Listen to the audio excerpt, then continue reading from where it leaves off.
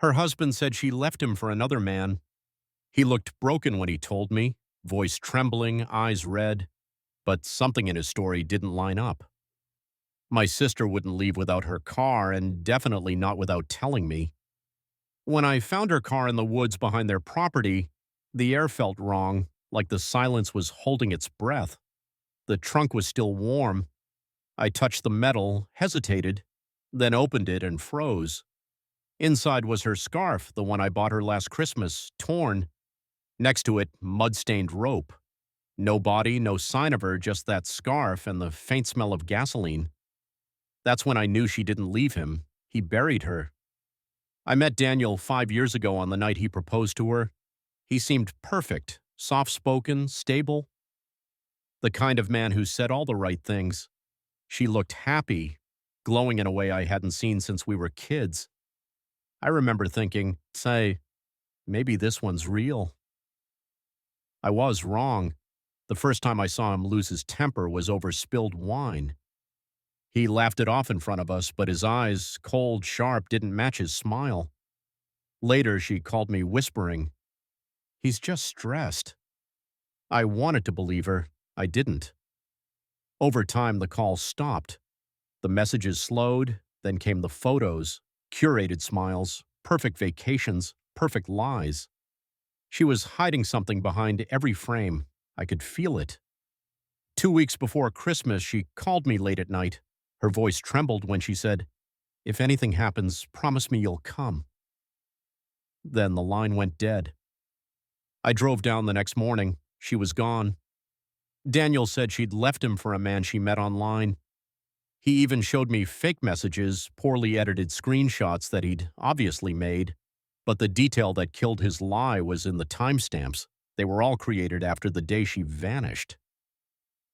I didn't confront him then. I smiled, hugged him, even told him I believed him. He didn't notice I'd slipped his truck's spare key from the hook by the door. That night I searched his property, the woods, the garage, nothing until I touched that trunk.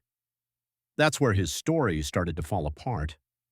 I didn't go to the police immediately. He was too careful, too respected. He'd cleaned something, scrubbed it until it shone, but bleach can't erase everything.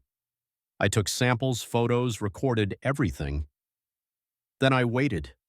I studied him, watched him shop at the same grocery store, jog the same route, drink at the same bar. He didn't suspect me. He thought he'd buried both his wife and the truth. So, I became part of his routine. I sent him friendly texts, checked in, acted like the worried brother, and every time he relaxed, I took a piece of him. His passwords, his habits, his weaknesses. Slowly, I built the trap. 2 months later, I leaked the first breadcrumb, anonymous tips to his office about missing funds. He panicked, fired his accountant, and started drinking heavier. Then I sent the photos of the trunk to his email from a disposable account. He thought someone else had found out. He spiraled fast. When I called to check in, he confessed more than he should have. He said, "I didn't mean for it to go that far." That was enough. I recorded everything. The police came the next morning. They found what I couldn't, the shallow grave just past the treine.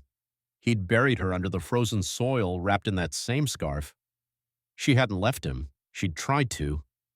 When they took him away, he saw me standing there. Our eyes met and I smiled. Small, quiet, deliberate. The kind of smile that says, "I know everything."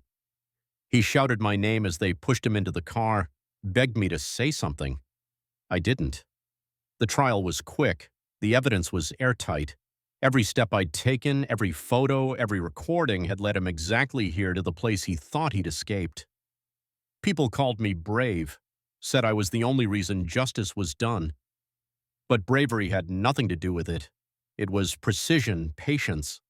When the verdict came, guilty on all counts. I didn't cry.